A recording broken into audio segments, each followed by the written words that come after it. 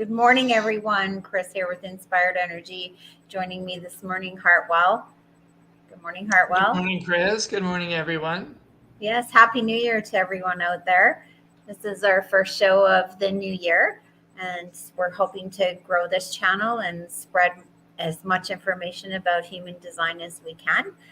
So this morning, the topic that we're on is the codon rings, and the ring that we're looking at this morning is the Ring of Divinity. So can you tell us what the general theme is for the codon ring?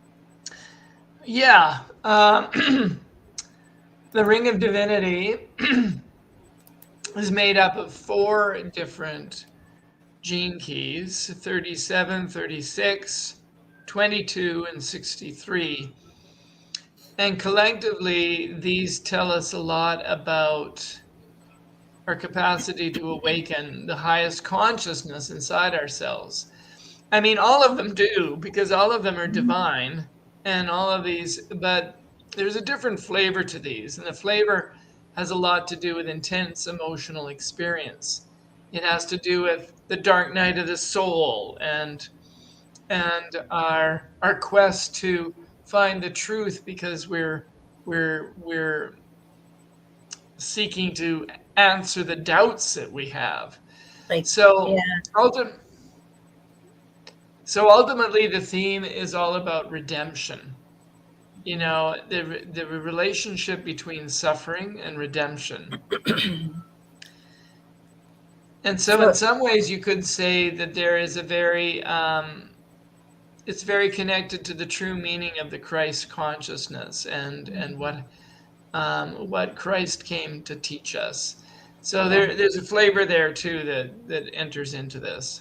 It's like it feels like, as you're describing it to me, what I feel is the who am I? Why am I here? What is my purpose? What is it that I'm meant to be doing and attaining in this life? Like, what am I supposed to be learning? All of those kinds of things kind of feel like that. Like I'm reaching, I'm searching to attain something, right? Mhm. Yeah. Yeah. And it comes at it in different ways, because 3 of these gates, the 37, the 36, and the 22, are all gates in the solar plexus. Ooh, And so it's a deeply emotional, yeah. a deeply emotional grouping, this Ring of Divinity. Well, And and they're being, all, oh, sorry. And I was going to say, being in the solar plexus, it's all about self confidence and how you feel. And like, it's all of those things are so affected by this ring and by these gates, I would think. solar plexus, yes, passion, our needs, our desires, and it's often our emotions or our mismanagement of our emotions that creates suffering. Yeah, of course. Yeah. So let's start, and we'll try and get through a couple of the gates today, based on time. So let's start with gate 37. Gate 37 is called the Gate of Friendship in Human Design, part of the channel of the community. From a Gene Keys point of view, we talk about it as the energy at the shadow level that represents weakness. But at the Siddhic level, we come to tenderness. And the way through that, or the way to tenderness, is through equality. All of these codon rings have to do with the amino acid proline, if that means anything to anyone. Mhm. At this point, it's like it's an investigation. So when we look at this shadow of weakness, we enter into talking about the mythology. Remember, every one of these gene keys is its own mythology, and it's reflected in so many ways through multicultural religious stories, mythologies, and spiritual teachings. So the weakness here has a lot to do with the relationship between the sexes, because we tend to project weakness onto women. Mm. And so or onto the feminine. It's like Mm-hmm. we don't understand its power. Mm-hmm. And the yin force, which you could say is, you could say that this is a representation of the yin energy in life, which has been in various ways correlated with the Holy Spirit. So you've got God, the Father, um, Yeshua, the Son, and the Holy Spirit, which is related to the feminine, Mm-hmm. um, which is a really interesting idea. I haven't thought about it so much, but there's a pole shift going on right now, and we're all feeling it. It's erupting through all the kind of questions around gender and gender fluidity and what is my Mm-hmm. role as a man, what is my role as a woman. Um, from an archetypal point of view, the masculine energy separates. The logical way of thinking separates things from each other so that we can then talk about them in bits. Right. But the energy of the feminine unites things. So this gene key at the level of the shadow, the weakness, is about a disrespect for the heart of life, for the feeling side of life. And as you get over your fear, you shift from the mind to the heart. Mm-hmm. There begins to be um, a balancing of the masculine and feminine. Mm-hmm. And in this day and age, what we're really moving is um, we're moving from worship to embodiment. The masculine model of spirituality has been to worship something outside of ourselves and give it ascendancy or power. And that's all related to the masculine feminine paradigm, right? Mm-hmm. But now we're moving into embodiment, which is what the feminine is all about. So at a deep level, the shadow of weakness is a fear of not being supported. And When you it's say this, oh, sorry, when you say this, something came to me. So moving from outside to inside, and that moving to that self love, I love myself. And it reminds me of the Bible where, you know, to love yourself so that you can love others, right? And do unto yeah, others as you would do to yourself, and all these kinds of things. So when we embody that love, then we have nothing but love to share, right? Instead of loving on the outside and trying to bring it in, you love on the inside and bring it out. yes. Mm-hmm. And this has a lot of implications for giving and receiving, as you were just saying. And of course, that Mm-hmm. relates to our economic systems as well. Right. Because when we don't believe that life is going to support us, then when we give, we're giving to get. When we Mm-hmm. give from our mind, from a place of separation, then often people, they give because they want to get back. Mm-hmm. But once you move into the gift of equality, you understand that we're all connected and Mm-hmm. you start to live through the heart. And the heart isn't about giving to get, the heart is simply about giving. Yeah, giving because you feel like you're not giving to have it reciprocated back to you in some way or at a later date or whatever.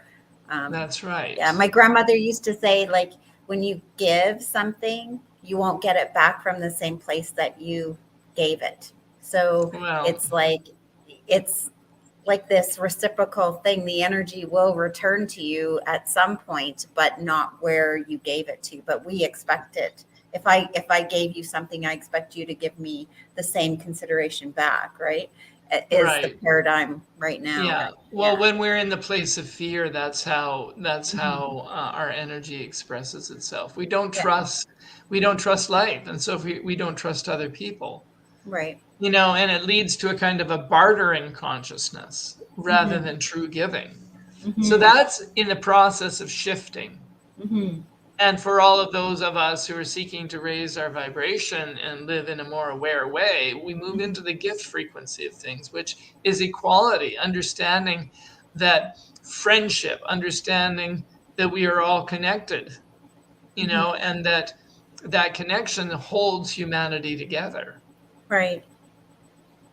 Yeah. At the highest level, the city is tenderness, and that's best.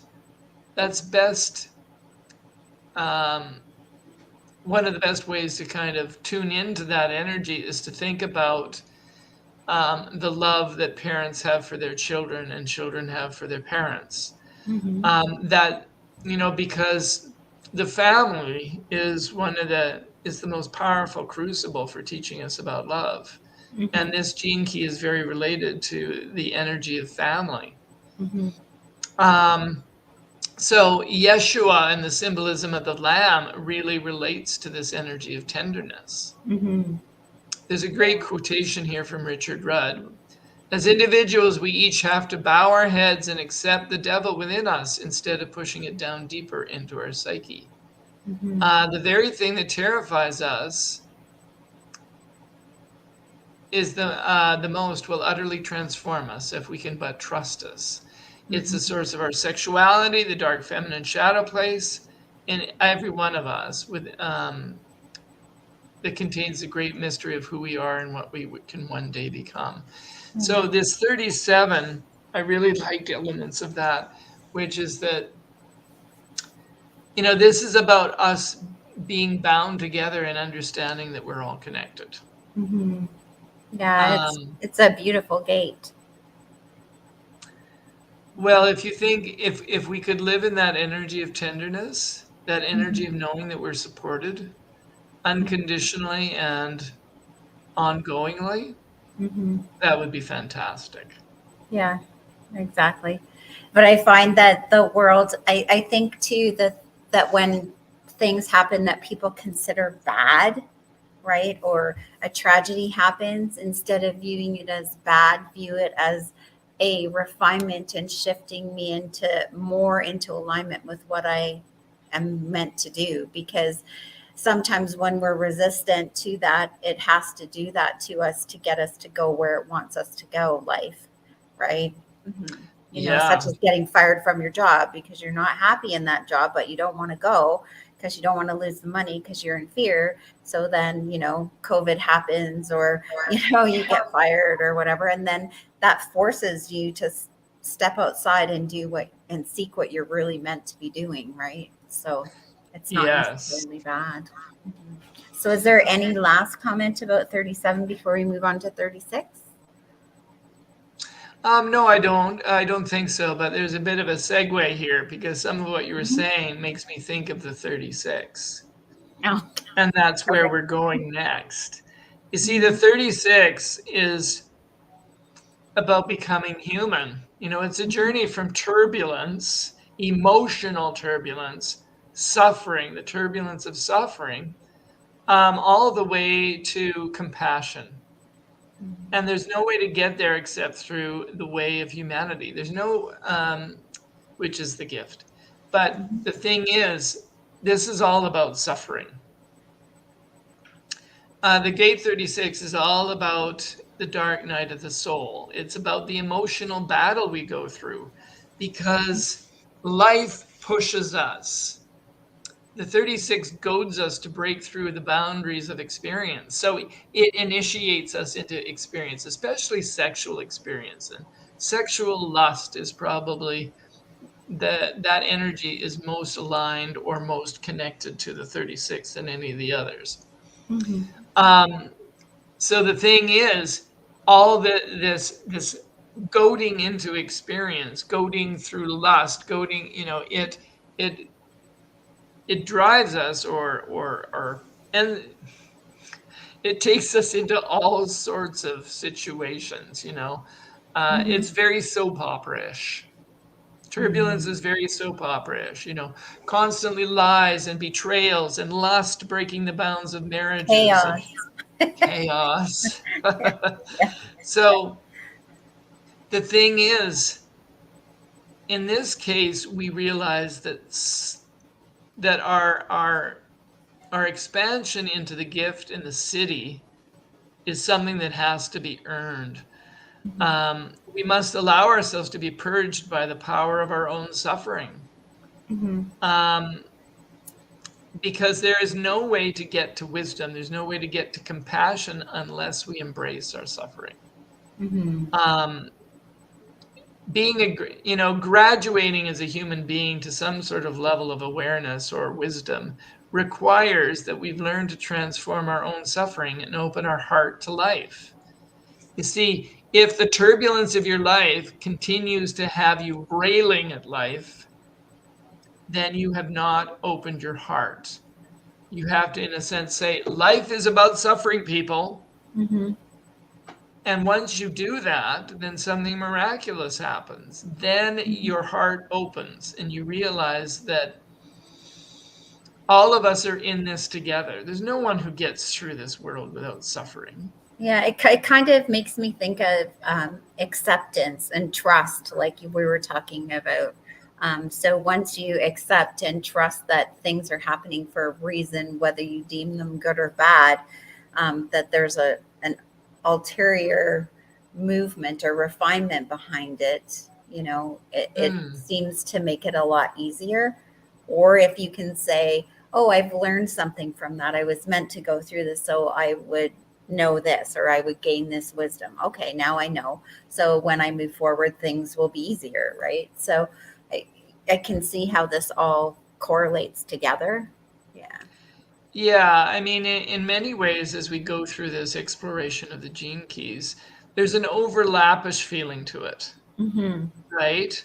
But you see, these are at the level of suffering, at the level of fear, at the level of the shadow. There's a similar flavor to all of these things, which is the fear that we project outward because we're resisting reality in some way.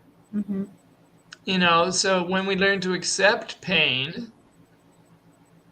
and this is a deep embracing, Kris. It's not simple.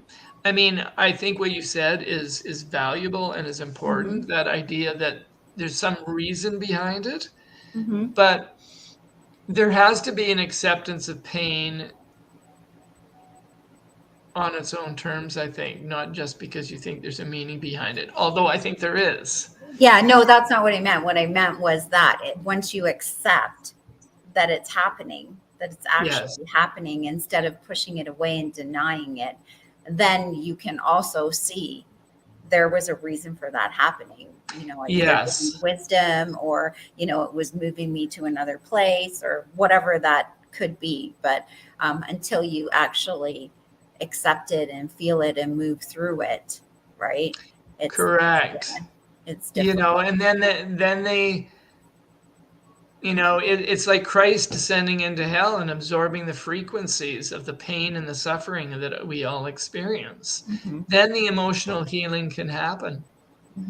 Profound heart opening experiences come with this particular gene key as we move into that place of humanity and then into compassion. I like what Richard Rudd says. He says, compassion as the city, it spans the chasm between man and God, between victim and being enlightened. It's, it really is it is a grace. And one of the codon rings here in the Ring of Divinity is the City of Grace, the 22, which we'll get to next week. Yeah. But there's a flavor of grace through all of these, I think. Yeah, and surrender. You know how they always say, just surrender to the experience, and then, the magic happens, right? Yes. And of course, that great word redemption, which is about no longer being identified with your suffering, but being raised somehow above it.